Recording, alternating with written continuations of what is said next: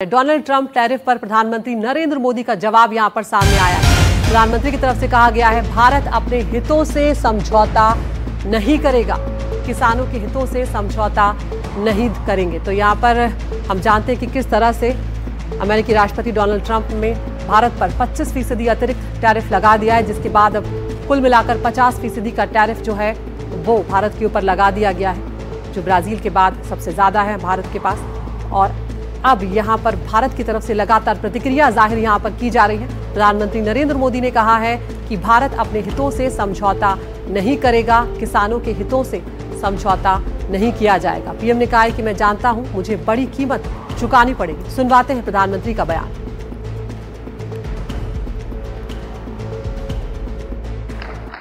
भारत अपने किसानों के, पशुपालकों के और मछुआरे भाई बहनों के हितों के साथ कभी भी समझौता नहीं करेगा।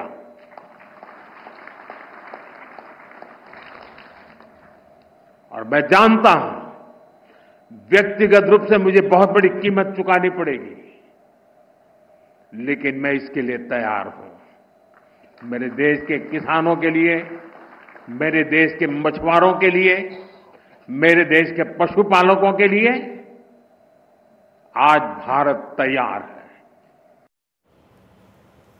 तो यहां पर प्रधानमंत्री नरेंद्र मोदी को सुना आपने, उन्होंने कहा कि मेरे देश के किसानों के लिए, मछली पालकों के लिए और इन सभी के लिए मैं खड़ा हूं यहां पर और मुझे इसकी बड़ी कीमत चुकानी होगी, लेकिन मैं तैयार हूं। तो अब टैरिफ की लड़ाई जो है वो इस तरह से आगे बढ़ती हुई नजर आ रही है। तो भारत की तरफ से ये साफ कर दिया गया है कि वो अपने हितों के लिए हर वो कदम उठाएगा जो जरूरी होगा। आपको बता दें, डोनाल्ड ट्रंप ने भारत पर और टैरिफ लगाने की जो धमकी दी, ट्रंप ने कहा कि ढेर सारे दूसरे प्रतिबंध भी देखने को मिलेंगे। Indian officials have said that there are other countries that are buying Russian oil, like China, for instance, buys more. Why are you singling India out for these additional sanctions? It's only been 8 hours. So let's see what happens over the next. Sanctions. You're going to see a lot more. So this is a taste of. You're going to see a lot more. You're going to see so much.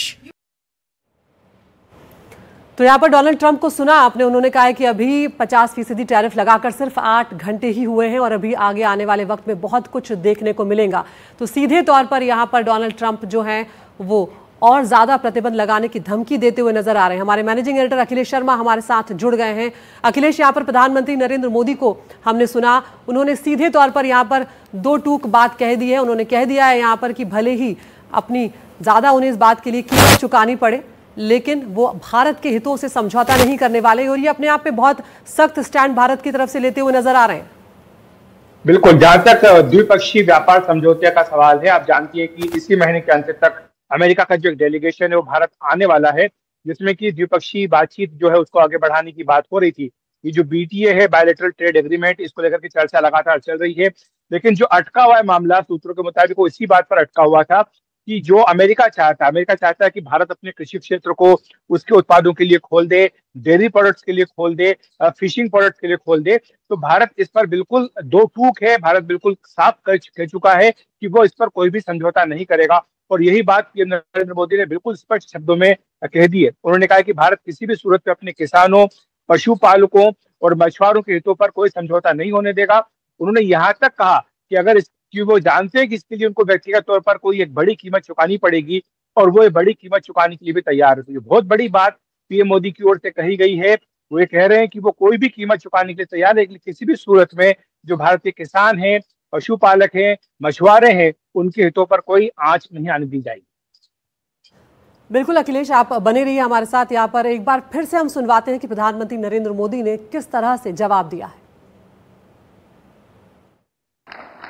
Bharat अपने किसानों के, पशुपालकों के और मछुआरे भाई बहनों के हितों के साथ कभी भी समझौता नहीं करेगा।